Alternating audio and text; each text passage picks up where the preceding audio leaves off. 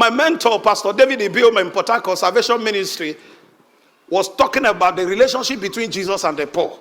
And social media went agog. Can I humble you, sir? To get that correctly, we have to define who is a poor man. Poor is not a man without car. Poor is not a man without house. Poor is a man who has nothing inside. When I was in Lagos, I was living in Ajegunle. My friends were mocking me. Charles, you are too proud.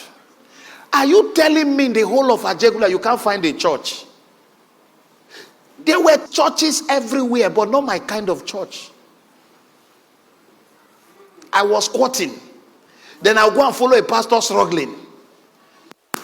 It will take us a long time to arrive. There was one church that is just by our window. Every night, they are doing all night. Jesus is a bulldozer. Amen. He's a bulldozer. Amen. He's a bulldozer. I said, no. At this church, no. There's another one in front of the house. Don't be tired in your walk. Don't be tired in your walk. We don't know when he shall come. I said, no. Before he come, I must occupy. I made a statement, I think 2 Sundays ago, that is steering the internet. When I said 13 hours prayer was useless when it comes to making money. I'm here to say again. And somebody called me and said, but Daddy Gio prays for 72 hours.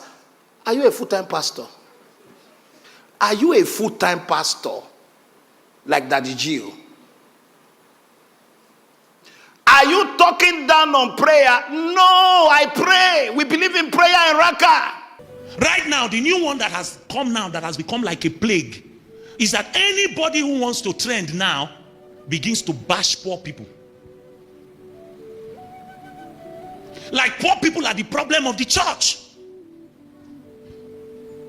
Begins to bash poor people. Say when you get born again, when you are rich, it is easier for you to stay in your convictions than when you get born again when you are poor. That if you are praying long prayers, you don't have economic value. The generation that is rising now would have even told Jesus that he did not have economic value. The preachers now, if they were living in the day of Jesus and saw the way Jesus lived, they would have begun to come up with all kinds of... They think that the gospel is slang. If you don't eat manna, you will not matter. If you are not fire-rise, you'll be swear-rise. We think it is lingo and all kinds of joining words together to tickle people's emotions. Your Jesus prayed all night. Your Jesus, who did not need to pray all night. He was God. He was fully God. But the Bible will say that he will retire and pray all night. Sometimes the Bible will say he will wake up long before it is day. Do you know what that means? Long before it is day. And then pray. The same Jesus that was the wisdom and the power of God was a man of long prayers. The generation rising now would have said that he has no economic value. Because I've taught you before that if you put Jesus among the rich men of his day, he would not have been considered wealthy.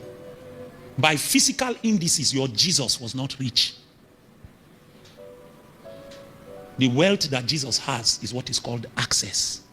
If he needed anything at any time, he could get it from his father. But naira and kobo, he was not rich. Whether it was pound and sterling or whether it's shrimp they were using for money or denarius, he was not rich.